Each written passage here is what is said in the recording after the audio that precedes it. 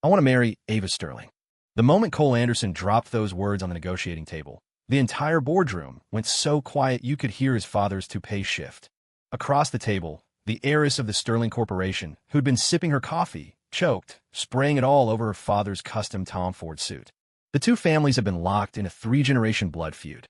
It started with our grandfathers fighting over real estate, escalated to our fathers stealing clients, and now it was our turn to battle for market share. But nowhere in the unspoken rules of war did it say you could just snatch the enemy's daughter. Have you lost your damn mind? Ava Sterling wiped her mouth, her almond-shaped eyes spitting fire. Cole spun a sleek fountain pen between his fingers, a vulpine grin spreading across his face. If you can't beat him, join him. Ancient wisdom. He didn't mention the countless hours he'd spent binge-watching Succession to brainstorm this very revenge plot. If he couldn't win the corporate war, he'd pivot to marital warfare. Marry her, get under her skin from dawn till dusk, have her bear his children who would carry his name. The sheer vindictiveness of it was intoxicating. But what happens when a fake marriage sparks real feelings? When a business merger collides with a childhood secret? When two proud, stubborn people start secretly, clumsily, caring for each other? Damn it. This wasn't how the script was supposed to go. This was supposed to be a power play, not this emotional train wreck heading straight for a cliff. I, Cole Anderson, heir to Anderson Industries, was facing the greatest crisis of my career. Through the floor-to-ceiling windows of the conference room, the Sterling Corporation's logo glinted in the sun, mocking us for the three major contracts we'd just lost to them. The woman across from me slid the finalized deal across the table, her nails painted a provocative blood red. The South Bronx development is ours now, Mr. Anderson, Ava said, the curve of her lips making me want to bite her. She was wearing a crisp white pantsuit today, a hint of black lace peeking from beneath it. Don't ask why I noticed. It was strategic observation. The diamond studs on her ears glittered, distracting me. I'd heard they were from a Sotheby's auction, worth more than a new Porsche. My father kicked me under the table. Hard. I got the message. Time for a Hail Mary. Ms. Sterling, I began, slowly spinning my pen. I hear the retail leasing for your new Hudson Yards tower isn't going as smoothly as you'd hoped. Her eyes narrowed. She looked like a cat arching its back, ready to hiss. Nothing that concerns you, Mr. Anderson. I have a proposal that's a win-win. I slapped the pen down on the table. I want to marry you. The room fell silent, the only sound the low hum of the HVAC system. Ava's coffee cup froze mid-air, a few brown drops splashing onto the contract. Her father, Marcus Sterling, looked like he'd swallowed a live frog. And my own dear father. Oh, great, he was clutching his chest and slumping back in his chair. Are you insane? Ava's voice shot up an octave. I crossed my legs. The Sterlings get the South Bronx plot. The Andersons get the prime retail anchor space in your new tower. A marriage, a merger of assets. Mutually beneficial, wouldn't you say? Hell no. I just wanted to see the look on her face every morning, waking up with the enemy's arm around her. Ava's assistant, a mousy girl in round glasses named Emily, started coughing violently. She was shooting me a look that screamed, you belong in a straitjacket. Ava, sweetheart, Marcus Sterling finally found his voice. This is... Dad, don't talk, Ava snapped, closing her folder with a sharp crack. Cole, what game are you playing now? Just last month at the gala, you said I looked like a traffic cone in that red dress. I shrugged. It means I've been paying attention to you for a long time. In reality, it was because she'd poached my client right before the gala. She sneered. Last week, you stuck a student driver bumper magnet on my Tesla. A term of endearment, I said, my face a perfect mask of sincerity. The truth? She'd leaked our bid on a project to a competitor, though it later turned out to be a misunderstanding. Ava suddenly stood, looming over me. Her perfume drifted across the table, top notes of citrus, a hint of rose, and a base of... Wait, what was I doing? The point was her eyes could kill. Fine, she said, a smirk playing on her red lips. But I have one condition. We live at my place. Deal, I agreed instantly. Your private chef makes better braised short ribs anyway. Lies. I was going to infiltrate her territory and wreak havoc. My father had finally recovered. Cole, what is all this? Dad, I whispered, leaning close. Think about the 30% stake in that tower. The old man's eyes lit up. He switched into character instantly. Oh my, the children are in love. How can we, as parents, possibly stand in their way? Across the table, Marcus Sterling's face turned a sickly shade of green. After the meeting, Ava cornered me by the elevators. The heel of her Louboutin dug into the leather of my shoe, and I winced. Listen, she said, yanking on my tie. I know exactly what you're planning. I leaned in close, my lips brushing her ear. And do you know you have a tiny mole right behind your earlobe? The warmth of my breath made her flinch back, the tips of her ears turning a telltale shade of pink. You're a creep, she hissed, turning to leave. I'll pick you up tomorrow to go to City Hall. I called after her retreating back. Wear a white dress. She shot me the middle finger without turning around. Emily scurried past, clutching a stack of files, giving me a hesitant look. What? I raised an eyebrow. Mr. Anderson, she said, adjusting her glasses. You do know Ms. Sterling has a black belt in karate, right? My smile froze. Damn it. My intel was incomplete. Standing in front of Ava's palatial penthouse, I was getting the kind of look from the doorman usually reserved for escaped lunatics. Mr. Anderson, is it? Arthur, the house manager, took my suitcase, his lip twitching. Ms. Sterling said, to have you use the service entrance. I grinned, pulled my brand-new marriage certificate from my pocket, and slapped it on the biometric scanner. Tell your boss her legal husband uses the front door. The scanner blared an angry alarm. Brilliant. The woman had already deleted my fingerprints. 5 minutes later, Ava opened the door herself. She was wearing a silk robe, her hair damp, a drop of water glistening on her collarbone. I forced my eyes to stay fixed on her face, the face that currently read, I'm going to murder you. Surprise, wifey, I said, holding up a bottle of champagne. Brought this for our wedding night. She kicked my suitcase. Guest room is on the second floor, into the hall. Come anywhere near the master suite, and I'm calling the cops. Ooh, spousal assault. That would definitely trend on Twitter, I said, shouldering my way past her. But don't worry, Ms. Sterling. I'm not interested in flat-chested women. Her eyes narrowed into dangerous slits. The next second, a sharp pain shot up my arm. She was digging her nails into me. I instinctively grabbed her wrist, only to find myself twisted around and slammed against the marble wall of the foyer, my cheek pressed against the cold stone. Karate black belt, huh? I gritted out, pain radiating through my shoulder. She laughed softly in my ear. Judo red belt. Care for a demonstration? Damn it. A catastrophic intelligence failure. This wasn't an heiress. This was the female Bruce Lee. I ended up limping my way to the guest room. It was decorated like a 5-star hotel suite, complete with a thoughtful item on the nightstand, a can of pepper spray. I picked it up. A small tag was attached, for Mr. Anderson. Happy wedding day. Smiley face. I took out a Sharpie and added a line below it. Thanks, honey. Can't wait to use this to spice things up tonight. 3 foot then I snuck in the master bathroom and used her most expensive Christian Louboutin lipstick to scrawl property of Mrs. Anderson on the mirror. The lipstick, known as the Queen's Scepter, cost $1,000, and it made a very satisfying sound as it scraped across the glass. Dinner was a silent film. We sat at opposite ends of a long dining table like two duelists at dawn. The butler's hands were shaking as he served the main course. I hear you're in talks with the West Side expansion, I said, deliberately sawing at my steak. The light glinted off Ava's knife. I hear your company is having some cash flow problems. Minor hiccup, I said, taking a gulp of red wine. My father-in-law said he'd be happy to loan me a couple $100 million. Her fork clattered onto her plate. What did you call my father? Dad, of course, I said with a disarmingly sincere smile. He even asked me today if I wanted a boy or a girl. Said we should have 2, one with my last name, one with hers. The tips of Ava's ears went crimson. Interesting. So that was the button to push. Cole, she said, setting down her napkin like she was throwing down a gauntlet. You don't really think these childish games are going to affect me, do you? Of course not, I said, standing up and walking behind her chair. I leaned down, my lips close to her ear. But they do affect your heart rate. My fingers brushed lightly against the pulse point on her neck. It was racing. She shot up from her chair, her knee accidentally connecting with a very sensitive part of my anatomy. I let out a choked groan and crumpled to the floor. She was wearing pointed-toe stilettos. Oh, darling, why the grand gesture? She cooed, bending down to pat my cheek. It's not even Christmas yet. I grabbed her wrist and pulled. She gasped and fell right into my lap. Her perfume filled my senses. This time I caught the bass note, cedarwood. Our noses were inches apart, her eyelashes fluttering like a trapped butterfly. Ava, I whispered, you're blushing. She punched me in the stomach. At 2 a.m, I woke up parched. Groping my way to the kitchen, I saw a light on in the study. Through the crack in the door, I could hear the rustle of paper and a sharp hiss of pain.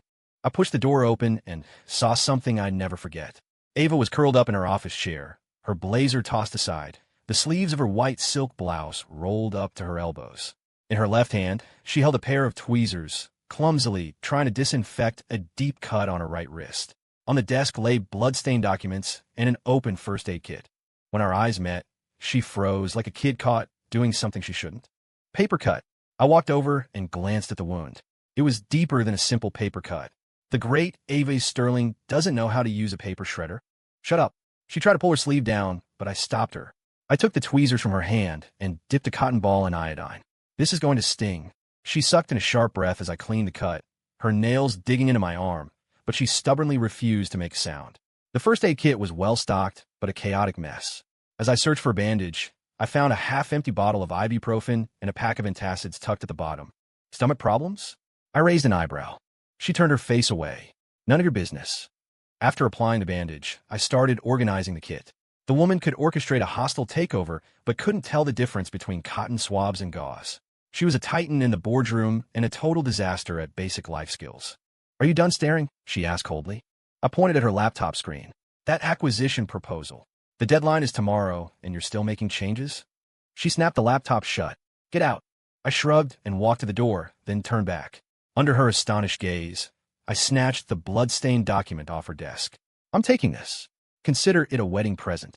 Give it back. She shot up from her chair, knocking over her coffee cup. I held the file aloft. Come and get it. She actually lunged for it. We ended up in a ridiculous chase around her study, her bare feet silent on the plush carpet as she stalked me like an angry cat. Finally, I held the file high above my head. She jumped for it, her entire body hanging off me for a second. Cole, she gritted out. I suddenly realized how light she was, how I could circle her waist with one hand. The collar of her blouse had fallen open in the struggle, revealing a small mole just below her collarbone. You. She froze, suddenly aware of our compromising position. I tucked the file back into her hand. Get some sleep. You have to work tomorrow. As I turned to leave, I heard her mutter something. What was that? Thanks. I nearly tripped over the threshold. Ava Sterling said thank you. The sun would be rising in the west tomorrow. Back in my room, I stared at the ceiling. A woman who struggled for 10 minutes with a simple cut. Were all her ruthless business tactics just an act? And those painkillers? I pulled out my phone and sent a text to Emily. Is your boss sick? She replied instantly. Mr. Anderson asking about my boss's health at this hour? Followed by a popcorn emoji. Cut the crap. Does she get stomach pains often? Ava has chronic gastritis. It flares up when she's under stress. Last week we had 3 days of back-to-back marathon meetings. She was throwing up bile, but still went straight to a client dinner. I stared at the screen, a strange tightness in my chest. Was this woman made of iron? The next morning, the smell of fresh coffee woke me. In the kitchen, Ava was at the espresso machine, her silhouette framed by the morning light filtering through the sheer curtains. She was wearing a navy blue suit, her hair pulled back loosely, revealing the pale, elegant nape of her neck. If it weren't for last night, I'd never have guessed she had such a vulnerable side. 2 sugars for me, I said, leaning against the doorframe. She didn't turn around. I'd rather poison you. Murdering your husband is a life sentence, sweetheart. I walked over to inspect her work. Whoa, your hands are shaking that much, and you're still making coffee. She shot me a glare. I need it every morning. A double espresso, black, I finished for her. It was in that Forbes interview last year. She paused. You read that. Know your enemy. It's basic due diligence. I took the carafe from her, deliberately filling her cup to the brim. Drink up. It'll help you stay sharp enough to keep fighting me. She took a sip, then frowned. Did you add milk? You have stomach problems, and you're drinking straight espresso? Do you have a death wish? I downed my own cup in one go. This is disgusting. I'm making the coffee tomorrow. She opened her mouth as if to argue, but then just lowered her head and kept drinking. The sunlight caught her eyelashes, casting tiny shadows on her cheeks. At the breakfast table, I deliberately butchered the fried egg she'd made. The yolk is solid. Is this even edible? Then don't eat it, she snapped, snatching the bacon off my plate. You're one bad cholesterol test away from a heart attack. We were like 2 kindergartners fighting over snacks. We both ended up chewing on dry toast. But as she turned to grab her briefcase, I quickly stirred a spoonful of honey into her coffee. And in the folder she accidentally left on the table, a sticky note was peeking out. 3 p.m. appointment with Dr. Evans for your endoscopy. Don't be late. Emily. I grinned. My new married life was going to be a lot more interesting than I'd thought. I was in a meeting, brainstorming a new strategy with my team, when my assistant burst in, her face pale. Mr. Anderson, we have visitors. From the SEC. My coffee cup stopped halfway to my lips. Through the glass wall of the conference room, I could see 3 people in dark suits showing their badges at the front desk. They're saying we are under investigation for fraudulent invoicing. I stared at the official notice, my temples throbbing. Who the hell reported us? Our CFO, a balding man named Dave, was sweating profusely. That new supplier we paid last week. Their business license was a fake. I slammed my fist on the table, knocking over my coffee. The brown liquid spread across the SEC notice like an ugly stain. Freeze all outgoing payments now.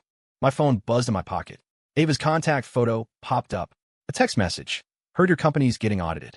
Smiley face. I dialed her number immediately. Was this you? Is that how you asked for a favor, Cole? Her voice was laced with infuriating amusement.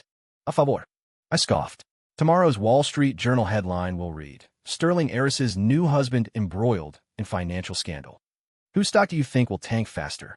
There were 3 seconds of silence on the other end. Don't move. I'm on my way. An hour later, I was hunched over my computer, cross-referencing payment records, when my office door was thrown open. Ava strode in on 4-inch heels and slapped a file on my desk. Here's the registration info for that shell company, she said, slightly out of breath.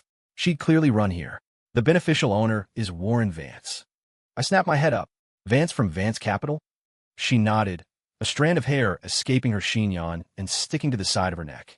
I caught her familiar perfume, now mixed with the faint, salty scent of exertion. Interesting, I said, flipping through the file. Vance is trying to partner with me on one hand and stabbing me in the back with the other. Ava suddenly reached out and pressed her fingers to my temple. Your eyes are completely bloodshot. Her touch was cool, a welcome relief against my hot skin. I froze. Since when did she show concern? As if she'd been burned, she snatched her hand back, her mask of cool indifference firmly back in place. Don't get the wrong idea. I just don't want you dropping dead in my penthouse. Don't worry. If I'm going to die, I'll make sure it's in your bed. I shot back with a grin, quickly changing the subject before her expression could curdle. Why would Vance suddenly come after me? She smoothed the cuff of her blazer. You beat him out for that overseas distribution deal last week, remember? That was a fair bid. I paused, a thought striking me. Wait a minute. How do you know so much about this? She turned toward the door. Because I'm smarter than you, and I need to study tonight. Don't bother me. After the door clicked shut, I stared at the file she'd left behind. She'd been investigating my competitors? What was her angle? The SEC agents didn't leave until 8. Exhausted, I went home to a completely dark penthouse, except for a sliver of light from under the study door. I tiptoed upstairs and heard Ava's hushed voice. Listen, Mike, this case is clearly fabricated. Yes, I know there are procedures. No, I'm not asking for favors. Cole can be an ass, but his company's books have always been clean. What?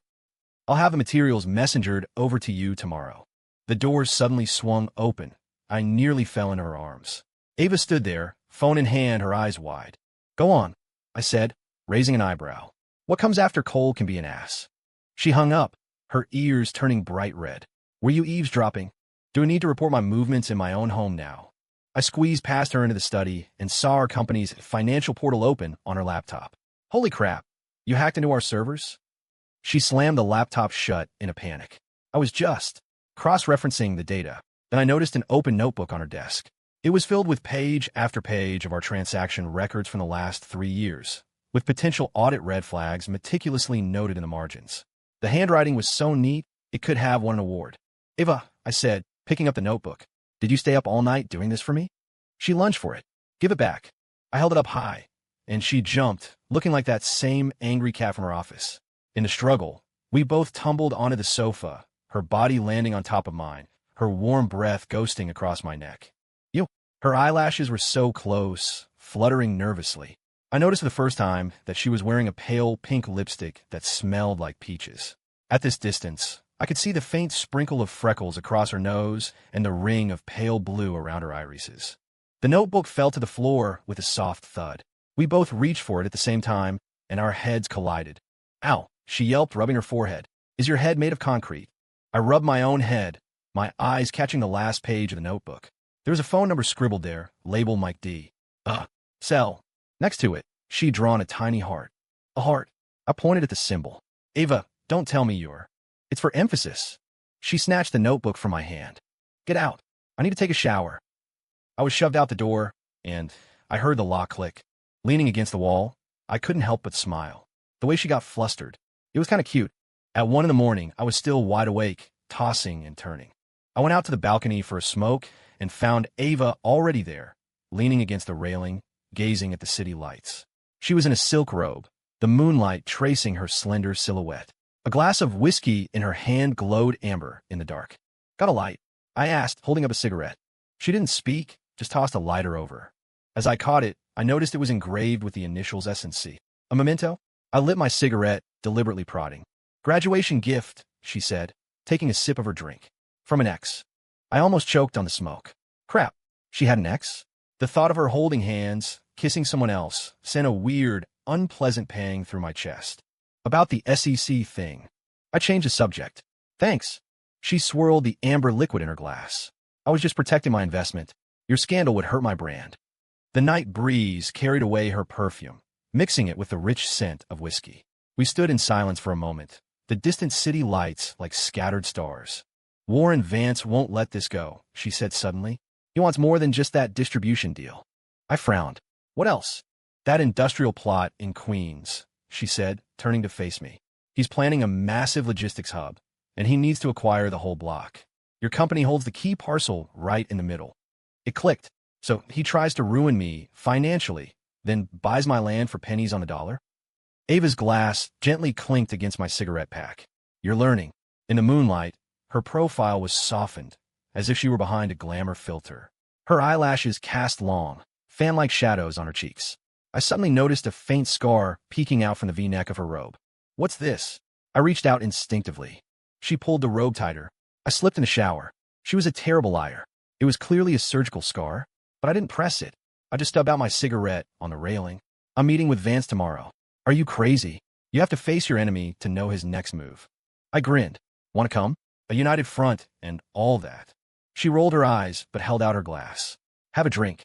"For courage." There was a faint lipstick print on the rim. I deliberately turned the glass and drank from that exact spot. The whiskey slid down my throat, tasting of her peach lipstick. "How is it?" she asked. "Sweet," I said, my gaze fixed on her lips. Her breathing hitched. We were less than a foot apart, close enough to hear each other's heartbeats. Just as I felt an irresistible urge to lean in. "Cole," she said softly, "you know this marriage isn't real, right?" The words were like a needle to my chest. Of course, I stepped back. "It's just a business arrangement." She nodded, taking the glass back. "Good night." I stood alone on the balcony, watching her disappear down the hall. The whiskey suddenly tasted bitter. The next morning, in Warren Vance's office, the man himself sat behind a massive desk, his silver hair slicked back, his gold-rimmed glasses failing to hide the calculating glint in his eyes.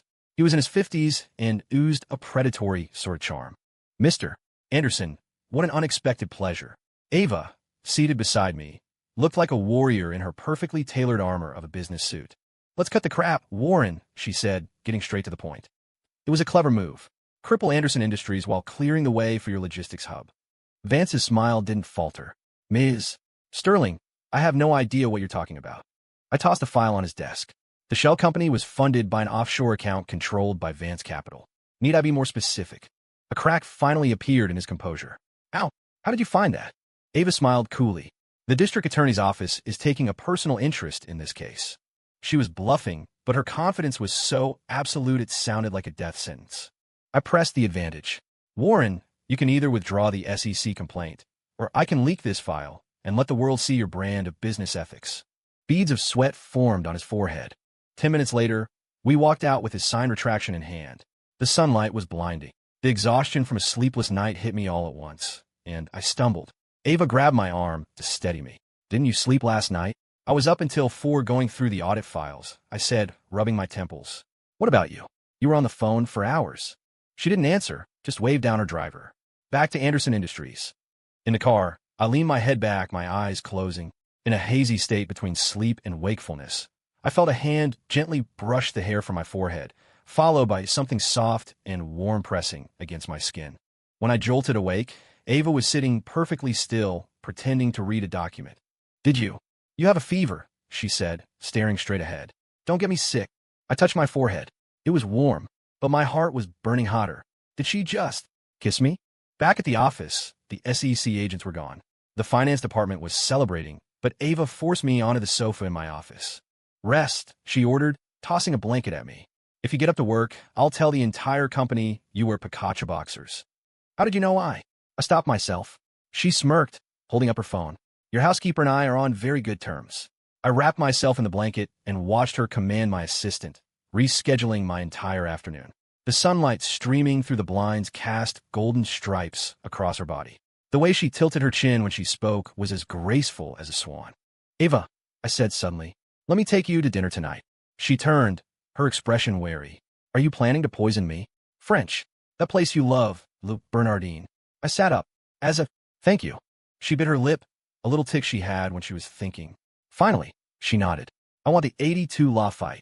I'd have to sell a kidney to afford that. Then sell your body, she said, turning to leave. Mrs. Anderson gets first dibs. After the door closed, I buried my face in the blanket. Crap. When'd she learn to flirt back? The blanket smelled like her perfume, and like some kind of creep, I took a deep breath. At 7 that evening, I was at the restaurant. By 8, Ava still hadn't shown up.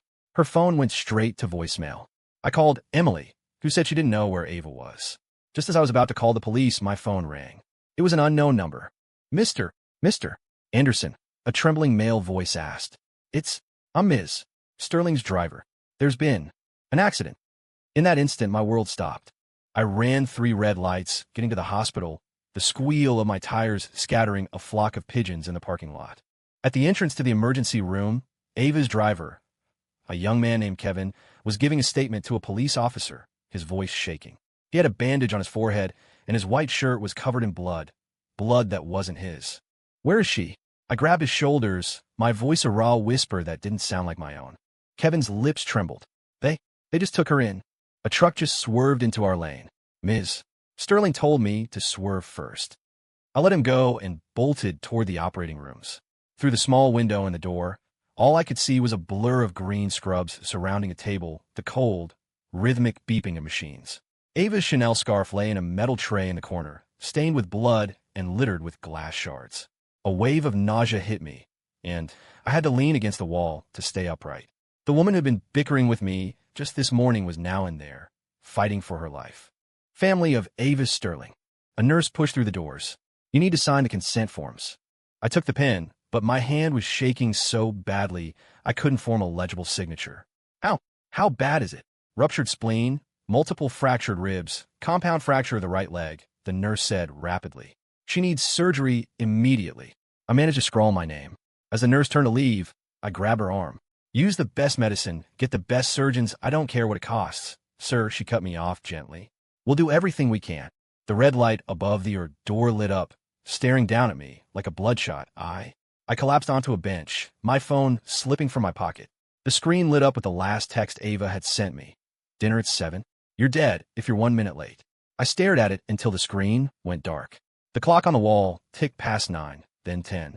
I looked down and saw wet spots on my suit pants, realizing they were tears I hadn't bothered to wipe away. When Emily arrived, frantic, I was pacing the hallway like a caged animal. Mr. Anderson. Her eyes were red. She handed me a cup of coffee. She's going to be okay. I took the cup, crushing the flimsy plastic in my grip. Hot coffee splashed onto my hand, but I didn't feel the burn. Find out about that truck. Emily nodded. I've already sent someone to the precinct. At 3 in the morning, the light finally went off. The lead surgeon emerged, his eyes bloodshot above his mask. The surgery was successful, but she's not out of the woods yet. My legs gave out, and I nearly hit the floor. Can I see her? She'll be in the ICU for the next 48 hours. The doctor pulled down his mask. Are you her husband? I nodded. The old scar tissue on her chest. He hesitated. Was it a burn? It looks like she had major surgery there as a child. I stared at him dumbfounded. A burn? Ava had never said a word. The patient has an unusual metabolism for anesthesia, the doctor continued. She probably won't wake up until tomorrow. Through the glass wall of the ICU, I saw Ava lying amidst a web of tubes and wires, her face as white as the sheets. A patch of her beautiful, wavy hair had been shaved, her head wrapped in thick bandages. The formidable Ava Sterling looked as fragile as a porcelain doll. I pressed my forehead against the cool glass. I remembered that morning, how she'd teased me about my crooked tie. I'd retorted that she had lipstick on her teeth, and she'd thrown a pillow at me. That pillow was still on the living room floor of our penthouse. Mr. Anderson, you should go home and rest, Emily said softly. I'll stay here. No. I pulled a chair up to the glass. I'm not going anywhere. At dawn, a nurse finally let me in for a 5-minute visit.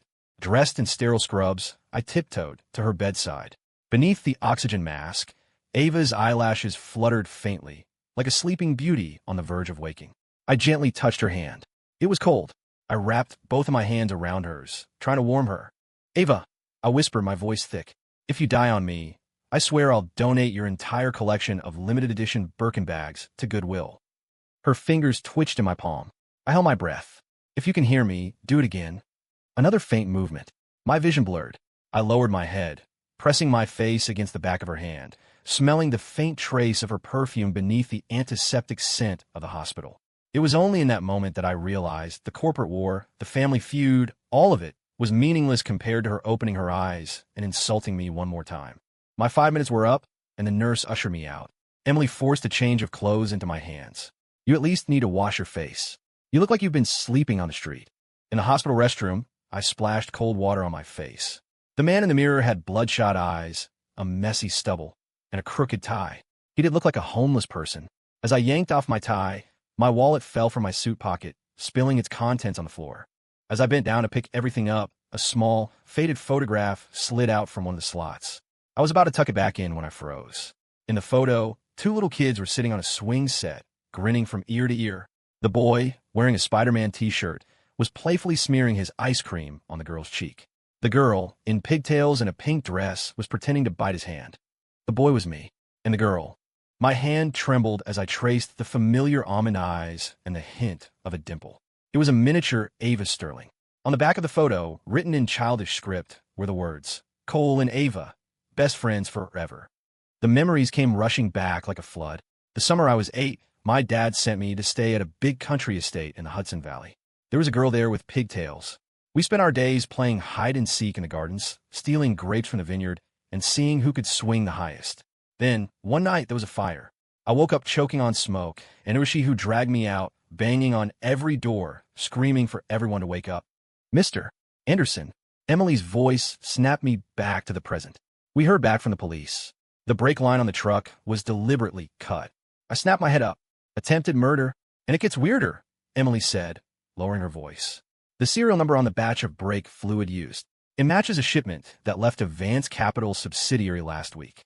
I carefully slid the photo back into my wallet, a terrible suspicion forming in my mind. If the crash wasn't an accident, if Warren Vance wasn't just trying to ruin my company, but also wanted Ava dead, then this feud was far more complex than I'd ever imagined. On the 3rd day, Ava was moved to a private room. The doctor said she was stable but needed absolute rest. I hadn't slept in 48 hours. A dark stubble covered my jaw, and a nurse actually tried to stop me from entering the VIP wing, mistaking me for a vagrant, until Emily intervened. "You can't go on like this," she said, handing me a new suit. "Ava would hate to see you looking like this when she wakes up. She just called me ugly," I muttered, but I took the clothes. That evening, I was finally allowed in the room. Ava was propped up against some pillows, sipping water. The setting sun cast stripes of light across her face through the blinds. Her skin was so pale, it was almost translucent. I could see the faint blue of her veins. "Well, look who's alive," I said, forcing a light tone, terrified my voice would crack. She turned her head, her eyes still hazy from the medication, but she managed a weak eye roll. "Disappointed?" I sat down on the edge of her bed, suddenly not knowing what to do with my hands. "Does it hurt? Why don't you get hit by a truck and find out?" Her voice was faint, but her sharp tongue was fully intact. I couldn't help but smile. The smile turned into a choked laugh, and my eyes started to burn. I quickly looked down, pretending to adjust her blanket. The truck's brakes were tampered with. "The police have opened an investigation." Ava's fingers suddenly closed around my wrist. "Was it someone you angered?" "Someone we angered," I said, turning my hand to hold hers. "Warren Vance." Her brow furrowed slightly as she processed this. The movement pulled at a cut on her forehead, and she let out a soft hiss of pain. "Don't think about it," I said, pressing the call button for the nurse to bring more pain medication. "You just focus on getting better. I'll handle the revenge." The nurse came and gave her a shot, and the drugs took effect quickly. Ava's eyelids grew heavy, but she fought to keep them open. "Cole." "Yeah, that photo. You saw it." My heart skipped a beat. "I did." She let out a soft sigh, a sound of both release and regret. "Cole." The medication slurred her words, making her sound like she was talking in her sleep. "The swing set. Is it still there?" I froze. No one had called me that in 20 years. The last time I'd heard that name, we were in a hospital after the fire. Her face was covered in bandages, but she was smiling, trying to comfort me as I cried. Don't cry, Coley. It doesn't hurt. The nurse gestured for me to leave. I tried to gently pull my hand away, but in her sleep, she gripped it tighter. Don't go, she murmured, scared of the dark. My heart felt like it was being squeezed by an invisible hand. The nurse finally relented, allowing me to stay the night. In the quiet of the late-night hospital room, the only sound was the steady beep of the monitor. Ava slept deeply, and I sat in the chair beside her bed, watching her peaceful face in the moonlight. Without her usual sharp edges, she looked like a defenseless child. I carefully took the photo from her wallet and snapped a picture of it with my phone. Then I sent a text to my father. Dad, do you remember that estate in the Hudson Valley I stayed at when I was 8? Was at the Sterling's old summer home. 10 minutes later, he replied, Who told you that? Never mention this again. My heart sank. So there was a secret. Around 3 a.m., Ava began to struggle in her sleep, caught in a nightmare. She thrashed her arms, pulling at her foreline. I quickly held her down. Shh, it's okay. You're safe. Fire. Run. Her eyes were squeezed shut, sweat beading on her forehead. Coley, where are you? I'm right here, I whispered, taking her hand. I'm always here. She gradually calmed, a tear clinging to her eyelashes. On a strange impulse, I leaned down and gently kissed it away. The salty taste spread across my tongue. Cole, she mumbled, half awake. You smell bad. I let out a choked laugh. The woman wakes up from a 3-day coma, and her first coherent thought is to insult me. It's your favorite cologne, you know. Liar. Her eyes fluttered open. You never wear cologne. I froze. She remembered that? As the first light of dawn broke, I finally gave in to exhaustion, slumping over and falling asleep with my head resting on the edge of her bed. In a dreamlike state, I felt a soft hand brush through my hair, followed by a feather-light touch on my forehead. When I jolted awake, I saw Ava quickly turn her head, pretending to be asleep, her eyelashes trembling. Playing possum? I asked, my voice hoarse. She opened one eye. Your snoring woke me up. I stretched, my neck aching, and realized my suit jacket was draped over my shoulders. Last night, I had left it on the chair. Ava, I said, looking directly into her eyes. Why didn't you ever tell me we knew each other as kids? Her expression froze. The only sound in the room was the steady beep of the heart monitor. After that fire, I pressed on. Do you know where they sent me? Why do we never see each other again?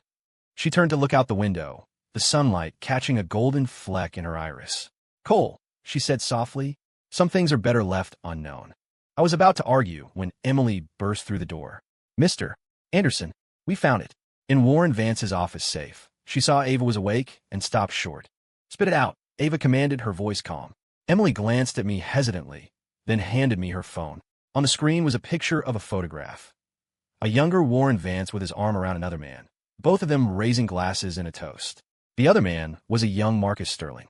What the hell is this? I frowned. Your dad was friends with Vance? The color drained from Ava's face. No, she said, her voice trembling. They weren't just friends. Then what were they? They were partners, she whispered, closing her eyes. 20 years ago, they were developing that land in Queens together. They ran into funding problems, so they deliberately set a fire to drive out the last few residents who refused to sell. I felt like I'd been struck by lightning. That fire, it was the same one Ava and I had been in. When the investigation started, Ava continued, her voice hollow. My father threw Warren under the bus, putting all the blame on him. Vance went to prison for 10 years. After he got out, he reinvented himself and has been waiting for revenge ever since. A horrifying thought crossed my mind. So this whole family feud, it was just your dad and Vance's personal vendetta, and our families were just pawns. A tear slid silently down Ava's cheek, and I was an accomplice.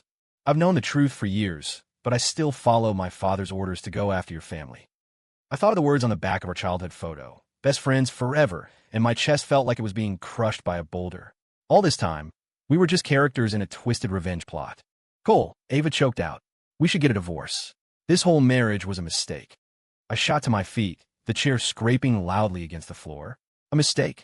I leaned over her, my hands braced on either side of her pillow, our faces inches apart. Then who was it that kissed me last night when they thought I was asleep? Her eyes widened, and a deep blush spread across her cheeks. I did not. Ava. I cut her off, my voice softer than I intended. We've been living a lie for 20 years. Are we going to let it continue? The rhythm of the heart monitor sped up, her pulse jumping to 120. I couldn't help but smile. Even her embarrassment was fierce. So, I said, leaning closer, how about you and your colleague get reacquainted? Her breath hitched, her lips trembling, just as our mouths were about to meet. The door flew open. Ava, my baby girl. Marcus Sterling's booming voice was like a bucket of ice water. I straightened up instantly. Standing in the doorway were Ava's father, impeccably dressed, and behind him, my own father, his expression grim.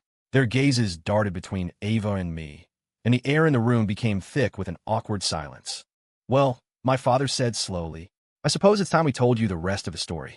When Marcus Sterling's voice boomed through the hospital room, I instinctively moved to stand in front of Ava. The gesture made my father's eyebrow twitch. Robert, Marcus said, turning to my father, his voice suddenly aged. We can't hide it anymore. My father, Robert Anderson, I guess I should call him now, walked to the window, his face a mask of stone, and loosened his tie. You too, he said, gesturing to Ava and me. You remember the fire from 20 years ago? Ava's fingers tightened on the bedsheet. In my pocket, I could feel the worn edges of our childhood photo. Bits and pieces, I answered cautiously. It wasn't an accident, Robert said, his words slicing through the air. It was arson. Ava gasped. The line on the heart monitor spiked violently. Who? My throat was tight. The two fathers exchanged a look. Marcus pulled a yellowed photograph from his jacket pocket and handed it to us. In the picture, two men were arguing heatedly in front of a smoking, three-story building. Even through the grainy quality, I could recognize younger versions of Marcus Sterling and Warren Vance. The Queen's development deal, Marcus said, his voice raspy. 7 families refused to move. Among them were Cole's biological parents. My mind went blank. What biological parents? Robert's hand landed heavily on my shoulder. You're not my biological son, Cole. The night of the fire, your mother pushed you out the window, but she didn't make it out. When I got there, you were in this one's arms. He nodded at Ava, crying her eyes out. The room started to spin. I had to grip the nightstand to keep from collapsing. My entire life a lie? That recurring dream of a woman with long hair in a blue dress, humming a lullaby, that was my real mother? Why didn't you tell me? My voice was unrecognizable. To protect you, Robert said with a bitter smile. The case was a political minefield back then. It was safer for you to live as an Anderson. Ava struggled to sit up, nearly toppling her forestand. Dad, she cried, her voice trembling. Were you involved? Marcus slumped into a chair, looking as if his spine had been removed. I knew about it, he confessed, burying his face in his hands. But Vance was the one who set the fire. He just wanted to scare them, but the wind shifted. And you covered for him? Ava's voice rose to a shriek. No. Marcus looked up, his eyes wild. I reported him, but there wasn't enough evidence. Then he turned around and claimed I was the mastermind. He looked at Robert, his expression pained. Robert was an investigative journalist back then. He wrote an exposé. Vance got 10 years, and I barely avoided prison myself. The pieces were finally falling into place. The summer I was 8, I was sent to the Sterling's estate because my uncle had to go on a business trip. In reality, Robert was secretly investigating the case. And my meeting Ava was from the very beginning doomed. So all these years, my throat felt raw. The feud was, Vance got out of prison, changed his name, and started pulling strings from the shadows, Robert said with a sneer. He knew a direct attack was too risky, so he decided to make us destroy each other. Ava suddenly hurled a pillow at her father. You knew the truth, and you still had me target the Andersons? Tears streamed down her face. Do you have any idea what these years? What I instinctively wrapped my arms around her shaking shoulders. She felt as fragile as a leaf in my arms, and I could feel the faint ridge of her scar through the thin hospital gown. Ava, Marcus reached for his daughter, but I swatted his hand away. Don't touch her, I said, the ice in my voice surprising even me. You ruined her childhood with your lies. Are you trying to ruin the rest of her life, too? Marcus's hand froze midair. Robert sighed. Cole, we were wrong. But Vance's recent moves.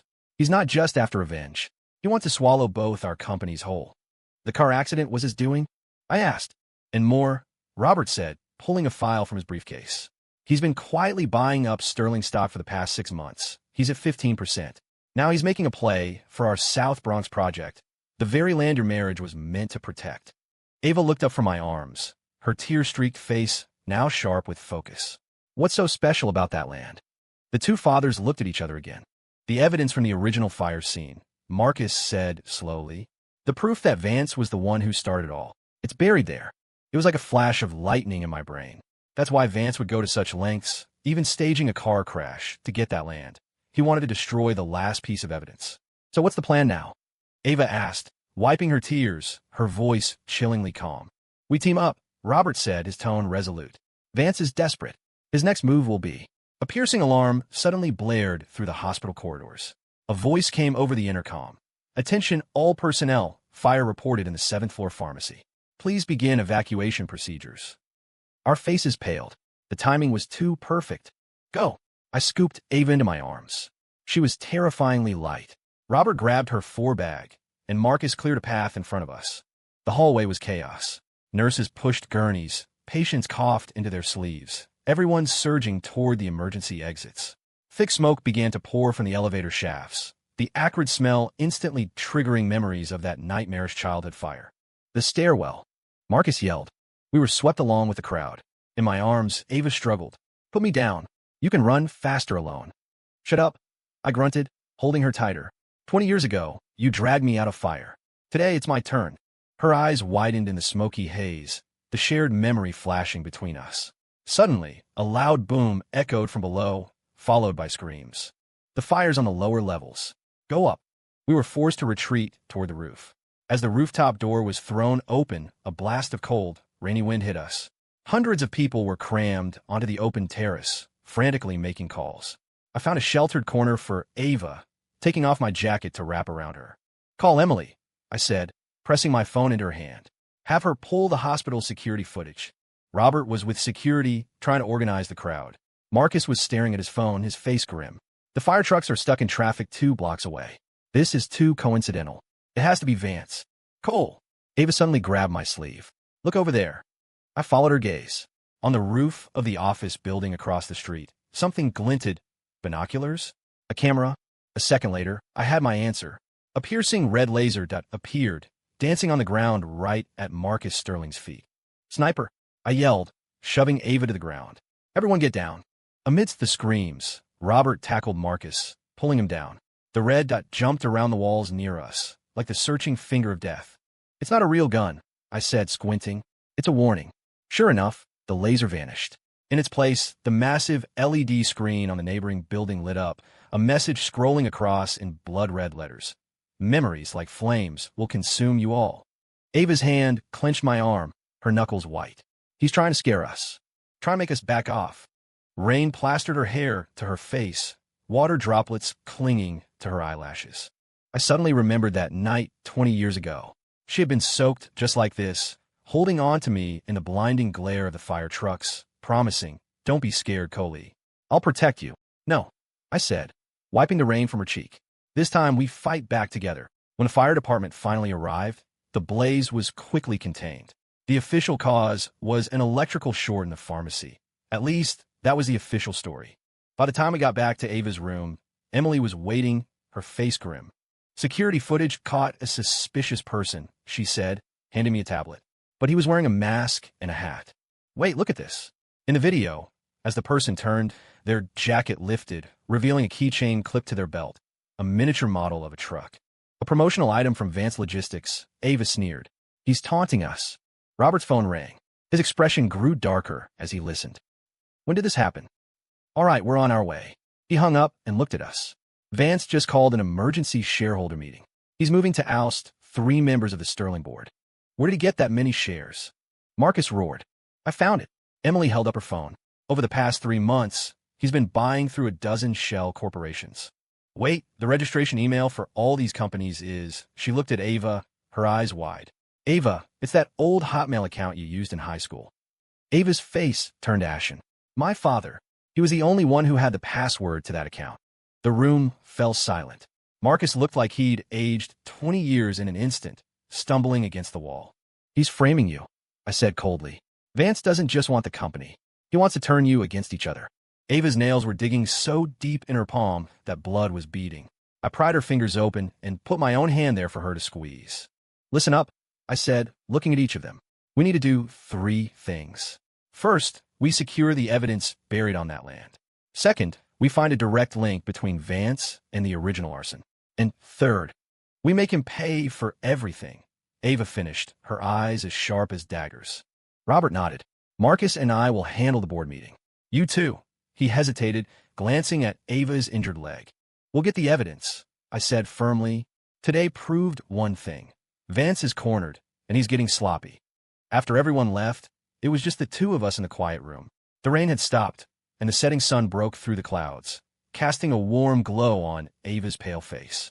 Cole, she said softly, do you remember the first time we met? I pulled out the old photograph. Earlier than this. She shook her head, a small smile playing on her lips. It was at an orphanage. You were 6, I was 5. You threw my doll in a puddle because you wanted to swing. My eyes widened. You were that crybaby? You fished the doll out and dried it in the sun before giving it back, she said, her fingers tracing the edge of the photo. From that day on, you what? I decided you were the most annoying boy in the world. She looked away, but I saw her ears turn red. I leaned closer. Then why did you drag me out of that fire? She turned back, our noses almost touching. Because. Her breath ghosted across my lips. You promised you'd marry me. The floodgates of memory burst open. Yes, on a summer afternoon that smelled of wisteria, an 8-year-old me had solemnly promised the little girl with pigtails, Ava, will you marry me when we grow up? I'll buy you ice cream every day. So, my throat felt dry. This marriage. It was a power play from the start, she said, looking me straight in the eye. I wanted revenge on the Andersons, but the second I saw you, the beeping of the heart monitor suddenly sounded deafening. I looked down and realized our hands were intertwined, our fingers locked together. Ava, I said softly, when this is all over. Yes. Can I propose to you again? My thumb brushed against her ring finger. No business deals, no ulterior motives. Just you and me. Her eyelashes trembled violently, like a butterfly's wings in a storm. I want a pink diamond. Done. The wedding has to be in the fall. Done. And you have to wear a Spider-Man costume. Hey. She kissed me then, a touch as light as a feather, but it sent a jolt through my entire body. Deal, Coley. Outside, the last rays of sunlight pierced through the clouds, enveloping us in a golden halo. 20 years of lies, hatred, and manipulation were finally being burned away by the purest light. But I knew the real fight was just beginning. The geological survey report was crumpled in my hand. For 3 days, we'd combed over every inch of the South Bronx property, but we hadn't found the ironclad evidence our fathers had mentioned. Go over it again. Ava's cane tapped on the map, spread across the table in our temporary on-site office. Her leg was still healing, but she was already back in heels, ready for war. Vance wouldn't be this obsessed with the land for no reason, I said, my eyes drawn to the faint scar near her hairline. The doctor had warned her about concussions and the need for rest. I snatched the cane from her hand. Ms. Sterling, injured personnel are supposed to behave like injured personnel. She glared and reached for it. I held it up high, and she lunged, stumbling right into my arms. The soft impact left me breathless, her signature scent of citrus and cedar filling my senses. Give it back. Her ears were pink. Emily cleared her throat from the doorway. The ground-penetrating radar just got a hit. We sprang apart as if electrocuted. A technician pointed to a blip on the screen. There's a metal object 3 meters down. Dimensions are roughly 16 by 12 by 8 inches. Safe, Ava and I said in unison. As the excavator roared to life, my phone rang. It was Warren Vance, his voice oozing false concern. Cole, my boy, I hear you're digging for treasure. I put him on speaker for Ava to hear. News travels fast, Warren. Such a shame about the permits for that site, he sighed. According to city regulations, you're due for a safety inspection today. And what a coincidence. The inspectors are already on their way. The line went dead. Ava's nails dug into my arm. He's stalling. Sure enough, 10 minutes later, 3 city vehicles pulled up. A bald man in a suit flashed a badge. Department of Environmental Protection. Surprise inspection. All work must cease immediately. I gritted my teeth, staring at the excavator, which had stopped just a few feet from the target. Director Miller, isn't it? Ava suddenly put on her dazzling corporate smile. We met at the Environmental Summit last year. She limped forward on her cane, then accidentally swayed. The bald man instinctively caught her. So sorry, Director. My leg. Ms. Sterling, are you all right? The doctor said I need to rest, she said, leaning on him weakly. But this project is just so important to us. Director Miller's atoms apple-bobbed. Well, technically, the inspection takes 2 hours. Thank you so much. Like a magician, Ava produced a card from her pocket and slipped it into his. Just a little something for your troubles. As the inspectors drove off, I grabbed her. What did you give him? A gift certificate for the steakhouse at the Mandarin Oriental, she said with a sly grin. The $500 tasting menu. I couldn't help but cup her face in my hands. Ava Sterling, how many more surprises do you have up your sleeve? She slapped my hands away. Keep the excavator moving, you idiot. When the safe was finally unearthed, everyone held their breath.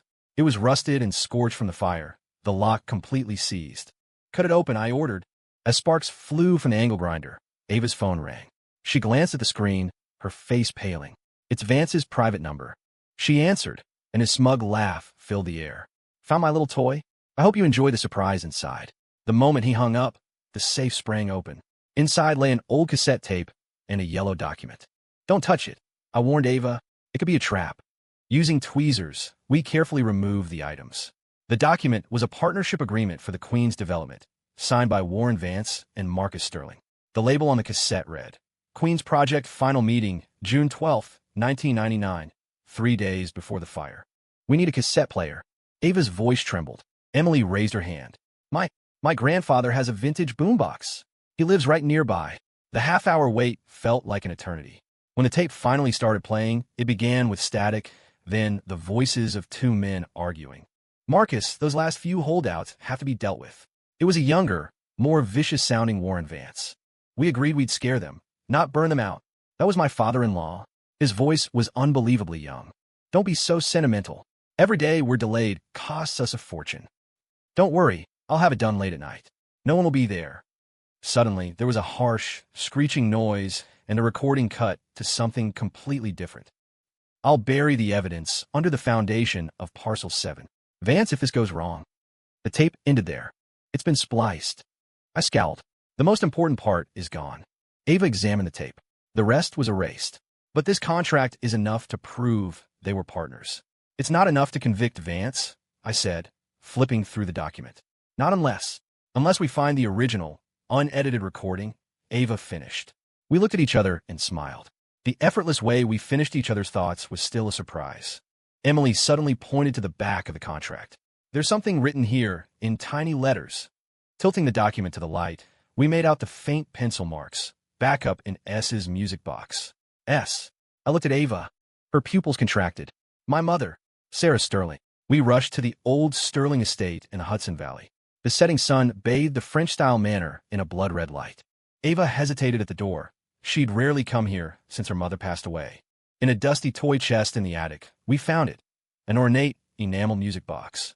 When Ava opened it, the melody of Fur Elise filled the air, and her eyelashes fluttered. This was Mom's favorite, she whispered. I found a microcassette hidden in a false bottom. What we heard next made Ava collapse into a nearby rocking chair. Pour the gasoline at the base of the stairs. We move at 3 a.m. Remember, make sure the Anderson kid isn't there. Vance's voice was like a venomous snake hissing in our ears. But Marcus Sterling's response was even more shocking. The boy is staying at my house that night. If anything happens to Ava. My dad. He didn't know. Ava looked up at me, her eyes wide with confusion. I knelt and took her cold hands in mine. At least it proves he wasn't the mastermind. She gripped my wrist. Cole, if we hadn't snuck out to play that night, if you had been at my house like you were supposed to be. A chill ran down both our spines. We had slipped out to catch fireflies in the woods behind the house that night, a childish adventure that had, by sheer chance, saved our lives. The fire wasn't just to get rid of the residents. My voice was tight. Vance wanted me dead, too. Ava's phone buzzed. She answered, and the color drained from her face. Vance, he just launched a hostile takeover of Sterling Court. On the way back to the city, Ava clutched the music box. When we burst into the top-floor conference room, the meeting was in chaos. With a 37% stake, Vance's lawyer announced loudly, Mr. Vance now has the controlling interest to restructure the board. Marcus Sterling sat at the head of the table, his face ashen. His eyes lit up when he saw us. Did you find it? Ava walked straight to the projector and plugged in a digital recorder. When the voice of a young Warren Vance echoed through the room, his face turned chalky white. That's a fake, he yelled, slamming his hands on the table. I casually strolled to the window and pulled open the blinds, revealing the flashing lights of police cars in the street below. The NYPD's forensic audio unit can be the judge of that. Vance suddenly let out a chilling laugh. You think this is over? He snapped his fingers, and an assistant handed him a document. Take a look at this. It was a stock transfer agreement. The signatory, Robert Anderson. Robert sold me his 15% stake in Anderson Industries, Vance gloated. Combined with my existing shares, I now control both your companies. I felt the floor drop out from under me. My father sold his shares? Why? Impossible. Ava snatched the document. This signature. It's real. The door opened, and my father walked in, his face grim. But I had one condition. He looked directly at Vance. All transactions require my son's final approval. Vance's smile froze. You were playing me? It's right there in the fine print, my father said, pointing to a clause in tiny font at the bottom of the page. Subject to final written confirmation by Cole Anderson. I understood his plan instantly. He'd used himself as bait. While Vance was celebrating his victory, we were securing the final piece of evidence. Warren Vance, I said, stepping forward. Arson, attempted murder, corporate fraud. That should be enough to keep you in a cell for the rest of your life. As police officers swarmed into the room, Vance suddenly lunged, grabbing a heavy crystal ashtray and hurling it at Ava. I moved on pure instinct, tackling her to the ground and shielding her with my body. Shards of glass sliced across my forehead, and warm blood trickled into my eyes. Through a red haze, I saw Ava's terrified face, her trembling fingers pressing against the wound. Cole, you. It's nothing. I managed to grin. You took the fire from me back then. Now I take the glass for you. We're even. As they slapped handcuffs on Vance, he was still screaming. You think you've won? He won't let you get away with this. Who? I demanded. He just laughed, a low, sinister sound. Just you wait. You little orphan of the fire. That phrase sent a chill through me. Ava squeezed my hand, her palm cold and sweaty. When the room was finally quiet, my father sat down heavily. Now, it's time you knew the rest of the truth. Ava and I looked at each other, both holding our breath. The fire 20 years ago. My father took a deep breath. A couple, both engineers, died in that fire. But they weren't your biological parents, Cole. My temples throbbed. Then who am I? Sarah brought you home from the orphanage, Marcus Sterling said suddenly, his eyes filled with a complex emotion. My wife. She always wanted a boy. Ava shot to her feet. Mom did. 3 months before the fire, Sarah was diagnosed with terminal liver cancer. Marcus said, his voice choked with grief. She knew Ava adored the little boy who always came to play at the estate, and she wanted to leave her with a companion. My world tilted on its axis. I wasn't an orphan of the fire. I was chosen. What about my real parents? My voice was tight. My father shook his head. The orphanage records were incomplete. All they knew was that you were brought there when you were 4. Your name was Coley. Ava gasped. She grabbed my arm and pulled me out of the room, straight to the attic of the old estate. In the bottom of a dusty toy chest, she found a pink diary. On the first page, in a child's scrawl, it said Ava's diary. She flipped to a specific page and pointed. Coley came to play today. The director said he's a little prince who was stolen by bad people and that one day he'll go home. I have to be extra nice to him so he'll marry me, and I could be a princess. I stared at the words, feeling the blood freeze in my veins. A stolen prince? What kind of fairy tale was this? Ava's hand gently covered mine. Cole, who are you? Outside, twilight fell. That 20-year-old nightmare returned. The flash of flames, a woman's scream, a small hand reaching for mine, and that promise carried on the wind. Don't be scared, Coley. I'll protect you. The basement of the Sterling estate smelled of damp earth and old memories. My flashlight beam cut through the darkness, sweeping over dusty boxes and shrouded furniture before landing on a section of the wall that looked off. This is hollow, I said, knocking on the paneling. The sound was dull, not solid. Ava followed me, leaning on her cane. Ever since we'd found the diary, we had torn the old house apart, looking for more clues. Mom said before she died that this house had secrets. Together, we pushed on the wall, which swung inward, revealing a hidden doorway disguised as a bookshelf.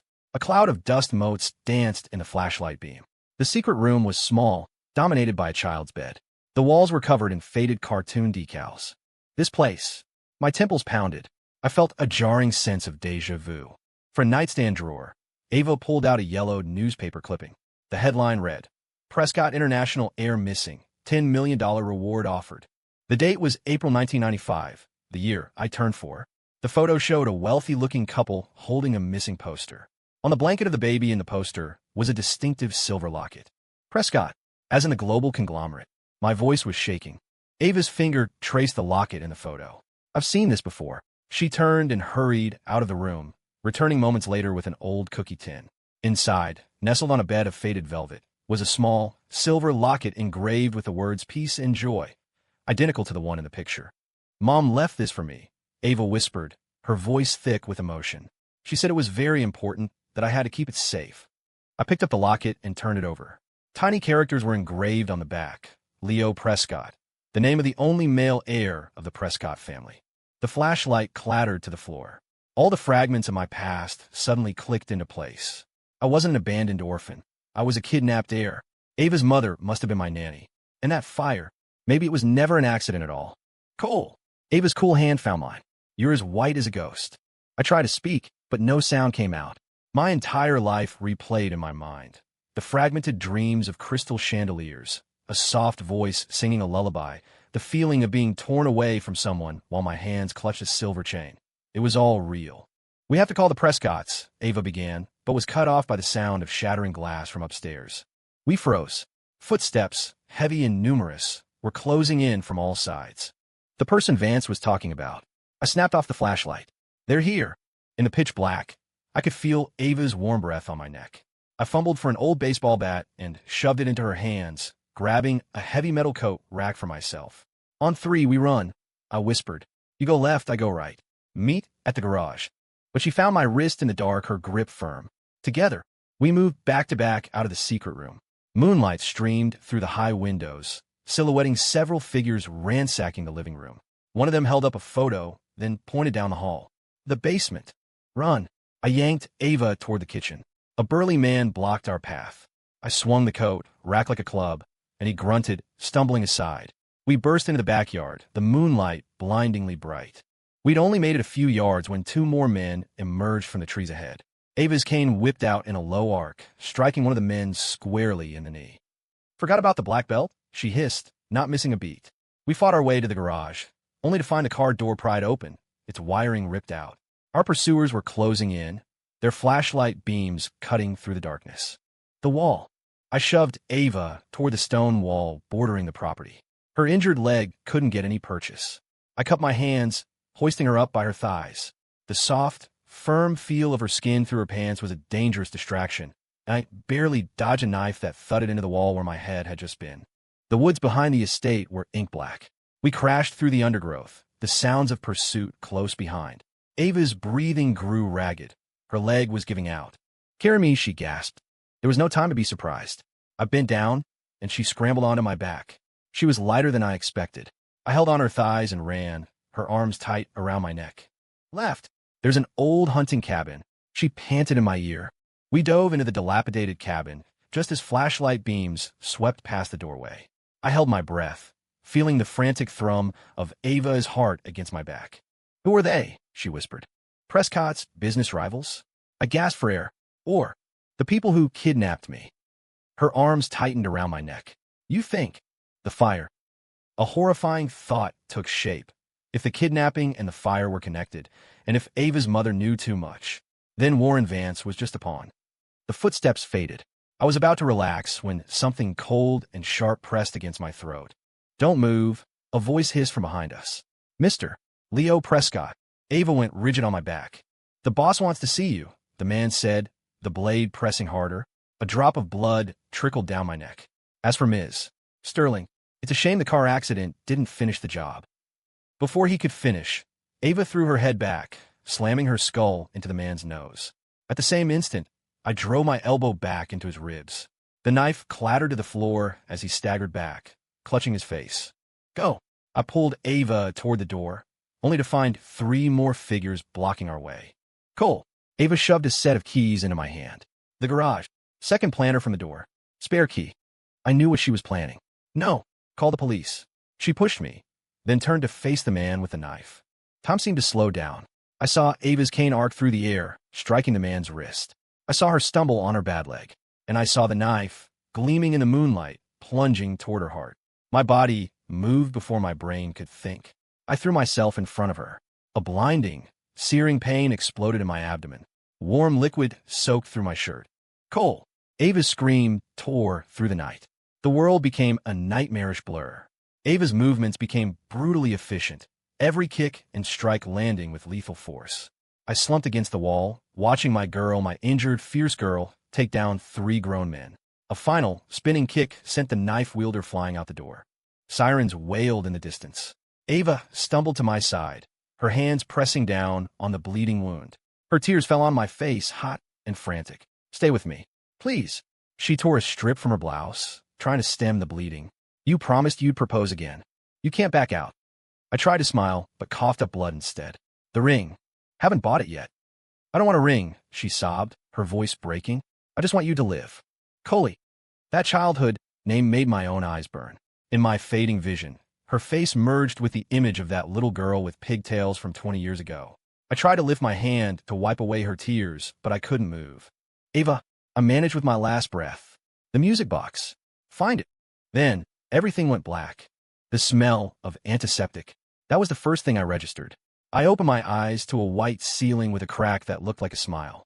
A dull ache radiated from my stomach. I tried to move my fingers. Cole. Ava's face filled my vision. Her eyes were swollen, her mascara was smeared, and her hair was a mess. She had never looked more beautiful. "You look terrible," I rasped. She let out a sob and threw herself onto the bed, stopping just short of my wound. "You bastard. You scare me to death." I managed to lift a hand to her hair. "How long was I out?" 3 days, she said, sniffling. "The doctor said 10 more minutes and you would have." I noticed she was wearing one of my sweatshirts, the sleeves ridiculously long on her. "Are those my clothes?" They wouldn't even give me time to shower and change. My father's voice came from the doorway. He and Marcus Sterling stood there, both looking exhausted. "The case is closed," my father said bluntly. "The man behind your kidnapping was the number 2 at Prescott International, your uncle. He wanted to take over the company. Vance was a pawn he put in place years ago. The fire was meant to silence anyone who knew the truth." Ava squeezed my hand. "So, my mother?" Marcus's eyes filled with tears. Sarah knew too much. Before she died, she gave Ava the locket, hoping that one day. "The Prescott family has been here 3 times, my father said, handing me a file. "The DNA results are conclusive. You're Leo Prescott." I stared at the report, but felt nothing. The name, the identity, the fortune. It all meant less than the warmth of Ava's hand in mine. "There's one more thing," Marcus said, his expression complicated. "The orphanage. Sarah arranged it. She knew the Prescotts were looking for you, but she was afraid your uncle would find you if she sent you back directly. So I wasn't abandoned. I was hidden, and Ava was the girl chosen to be my guardian." The door opened again, and Emily peeked in. "Ava, they fixed the music box." Ava jumped up and took the small package. When she opened it, the familiar melody of Fur Elise played, but the pitch was off. "It's in a higher key," I realized. "There's something else inside." Sure enough, hidden in another secret compartment, was one last recording. The full, unedited version. "Make sure the Prescott kid isn't there. He has to die. Marcus, if this works, Sterling Corp can take Prescott's place." And then, Marcus Sterling's furious reply. "To hell with you. Sarah already took the boy to a safe place. I'm warning you, Vance, if you touch one hair on Ava's head." The final truth. Marcus wasn't a co-conspirator. He was a man trying to protect his family, who'd been framed and manipulated for 20 years. A week later, when I was discharged, a fleet of black cars from the Prescott family was waiting. But I grabbed Ava's hand and snuck out the back, heading straight for the old Sterling estate. The swing set was still there, the ropes frayed but intact. I sat on it carefully. "Remember?" Ava gave me a gentle push. "You said you wanted to swing all the way to the moon." "I remember," I said. "And you said the man on the moon would bite my butt." She laughed, the sunlight filtering through the leaves and dappling her face. I took a small velvet box from my pocket and, in front of her astonished eyes, knelt on one knee. "Leo Prescott has a multi-billion-dollar empire to inherit," I said, opening the box to reveal a ring with a stunning pink diamond. "But Cole Anderson just wants to ask Ava Sterling." "Yes." She launched herself at me, tackling me onto the grass before I could finish. I wasn't done. "I don't care," she said, straddling my hips, tears streaming down her face. "I waited 20 years for this, you idiot." I pulled her down and kissed her, tasting the salt of her tears and the mint of her toothpaste. When we finally came up for air, she pulled something from her pocket, a rusted, old keychain in the shape of a swing. "I'll take the ring," she said, slipping the keychain onto my ring finger next to the diamond. "But you have to wear this, too." I picked her up and spun her around, the ache in my side a dull, happy throb. In the distance, our fathers and the Prescott family representatives stood watching. Some were clapping, some were wiping their eyes. But in my world, there was only the woman in my arms, laughing and crying at the same time. "By the way," I whispered in her ear, Your mom's diary. The whole stolen Little Prince thing? Ava's eyes twinkled. Mom said you'd freak out when you found out. MMPH. I silenced her with another kiss. The sun shone down on us, like a golden rain, washing away 20 years of darkness. It was enough. Epilogue 3 years later, at the launch party for the newly listed ANS Global. I snuck into the restroom and sent my wife a text. Mrs. Sterling Anderson, your husband is being cornered by investors. Send help. Her reply was instantaneous. Serves you right for wearing that suit. You're practically begging for it. I grinned at my phone. The lock screen was a photo from our wedding. Ava in a white gown, insisting on a Spider-Man-style upside-down kiss. When I got back to the party, my wife was holding court, looking radiant. She'd cut her hair into a chic bob, and her baby bump was just visible beneath her elegant evening gown. She shot me her signature glare when she saw me, but she couldn't hide the smile playing on her lips. Ready to go home? I asked, wrapping an arm around her waist. It's only 8. The baby wants to hear a Spider-Man story.